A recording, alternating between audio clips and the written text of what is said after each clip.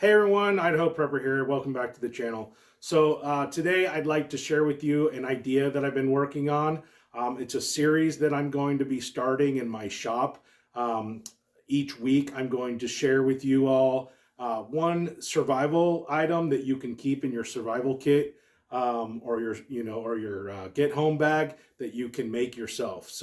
For today's project, we're going to be making fire starters. These are the fire starters that I keep in my kit, and they're super simple, super easy to make.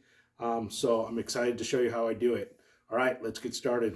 Okay, so the first things you're going to need are a cookie sheet that is going to be basically designated to making projects. Once you start making the fire starters on a cookie sheet, it's going to be purely for making fire starters. You're not going to want to make cookies on this sheet afterwards. So for those of you out there, make sure you get your wife's permission before you start stealing cookie sheets. I learned the hard way. So anyways, first thing you're going to need is some lamp oil.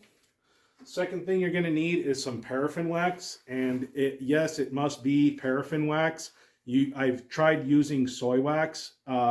And the soy wax is just too soft and it just doesn't create the ideal fire starter. So definitely paraffin wax. The best way to make sure that you're getting paraffin wax is go to a craft store and just get it from the craft store. Otherwise, if you're going to go and try to source your wax through like cheap candles at the dollar store, you're just going to have to make absolutely sure that it's paraffin wax. So that's the second thing. The third thing here is kind of optional. It's just some wax dye you can get in case you want your fire starters to have a color. So I'm using orange today. So my fire starters are going to be orange. Just makes it a little easier to see them. Then you're going to want some of these these cotton rounds. They're kind of like makeup wipes. You can get these at the Dollar Tree for this whole bag for $1. So again, very affordable. And then you're going to want a stove, a camp stove. You definitely want to make these outside if you can. It's just safer that way. Then you're going to need yourself a pot to melt the wax in, and then we'll go from there. Okay, so I have I went ahead and already melted down my first block of candle wax, and I'm going to go ahead and turn this flame off here just for safety precautions, and then I'll show you basically how I add my lamp oil. So that's about 3 tablespoons, something like that.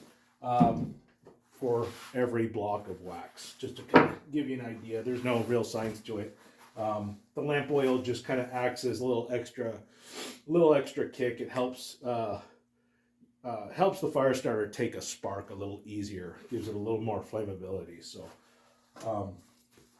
yeah, these are great fire starters. The other thing I kind of forgot to mention, the other thing you're going to need are some tongs and a stir stick. So go ahead and stir that lamp oil in there. But these are great fire starters.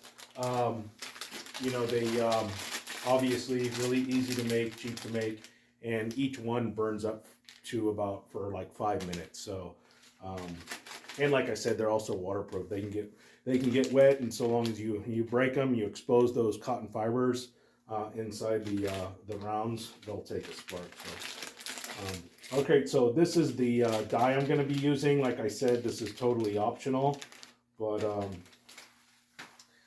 basically you can just buy this at any craft store. It's just some what do they call it? Just kind of candle wax dye. So they're dye blocks. And then what you do is you just take a knife, you cut a little piece off. You don't need very much, just a little corner of the block there, and then you stir that in, and then once all that's stirred and everything's melted and the color looks uniform, you're ready to start dipping your cotton rounds. So I point the camera down in here, but there's so much steam coming off of this pot that it would probably steam up the lens. So, all right. So my first round, just kind of grab just the tip there, dip it in, just kind of let it drip dry. I kind of hit the sides to kind of get all the residual wax. And lay it down. Yeah, sometimes I'll put down a piece of wax paper on this cookie sheet. It does kind of allow the fire starters to peel off a little easier, but they come off the pan pretty easy too. So yeah, I just keep doing this until I either run out of cotton rounds or I run out of wax. But like I said, it's just a great thing you can do to save money on your, on your survival gear, and it's fun to do. Also, it's also a way to just to kind of make money on the side. I actually do sometimes. I'll package these up. You can get these little tin rounds. You can order them on Amazon or on eBay. By the dozen, or you can get a case of them for like, under $1 a piece. They're like 50 cents a piece. And then I print out a label. You can go to avery.com, set up an account there. It's totally free.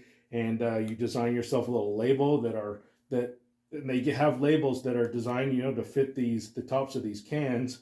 And then they print them out for you. I always suggest, don't try to print them out yourself. It never turns out very well. And you actually spend more money because you waste all your printer ink. So it's always a better deal just to let Avery print out your labels for you. But it's just a fun way to make money on the side.